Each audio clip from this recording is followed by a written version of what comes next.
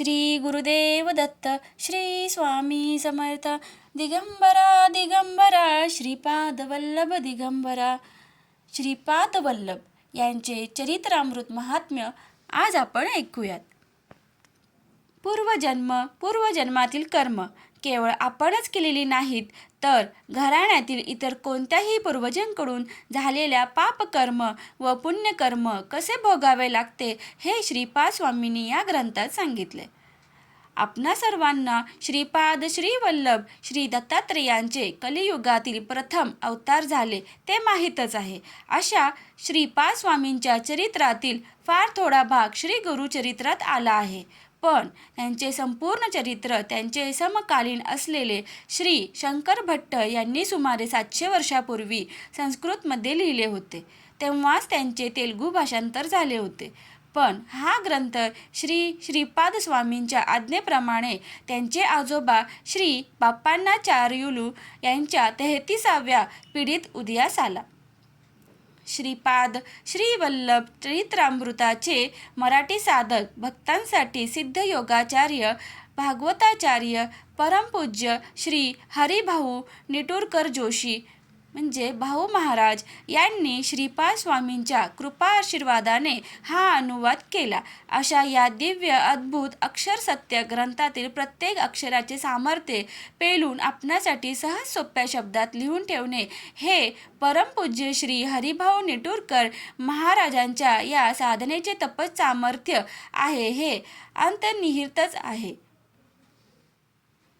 स्वामींचा जन्म चित्रा नक्षत्रावर मंगळवारी सिंह लग्नात भाद्रपद शुक्ल गणेश चतुर्थीला ज्योती रूपाने झाला. याप्रमाणे 2 वेळा जन्म घेतल्याने ते अनंत संपूर्ण अखंड अनंत अद्वैत सच्चिदानंद घन होते. वास्तवात श्रीपाद स्वामी त्रिमूर्तीचे संयुक्त स्वरूपात नसून त्रिमूर्तीच्या अतीत असलेले एक विशिष्ट तत्व आहे हे सुचवण्यासाठी त्यांनी गणेश चतुर्थीला अवतार घेतला. त्यांच्या चित्रा व जन्म नक्षत्रावर त्यांचे पूजन केल्यास ते विशेष फलप्रद असते. दत्त नामस्मरणाने सकल देवतांचे स्मरण केल्याचे फळ मिळते.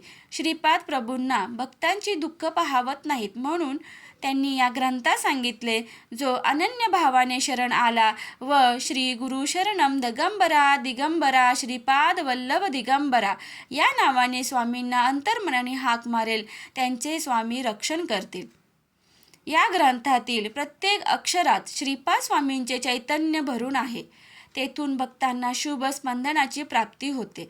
त्यामुळे भक्तांचे प्रारब्ध क्षीण होऊन दिव्य चैतन्याची अनुभूती येते. प्रत्येक व्यक्तीच्या मनात हा विचार कधीतरी येतोच, माझ्याच नशिबात हे दुःख का? या प्रश्नाचे केवळ उत्तर या ग्रंथाचा सखोल अभ्यास केल्यास मिळते.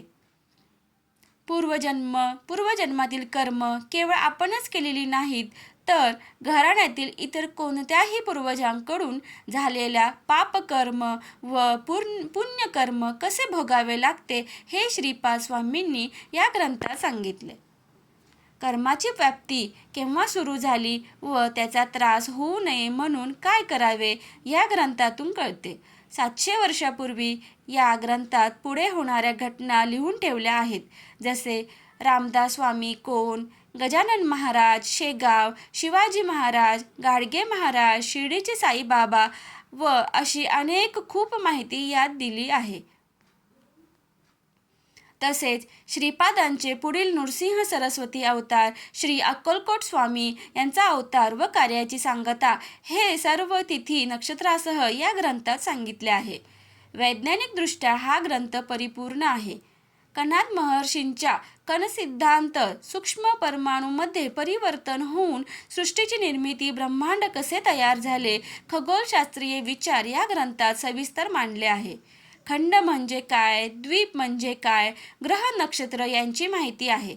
आपण जे अन्न सेवन करतो त्यामुळे शरीराबरोबर मनही तयार होत असते. अयोग्य व्यक्तीला अन्नदान केल्यास होणारा त्रास व योग्य व्यक्तीस अन्नदान केल्याचे फायदे या ग्रंथात आहेत.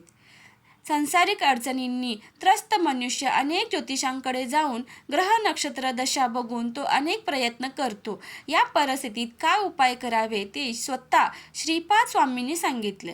भक्तांनी कालसर्पयोग व साडेसातीची भीती न बाळगता त्यातून सहज कसे बाहेर पडता येईल ते सुद्धा हा ग्रंथ सांगतो. श्री गुरुदेव दत्त. श्री स्वामी समर्थ. माहिती आवडल्यास व्हिडिओला लाईक, शेअर, सबस्क्राईब करायला विसरू नका. धन्यवाद.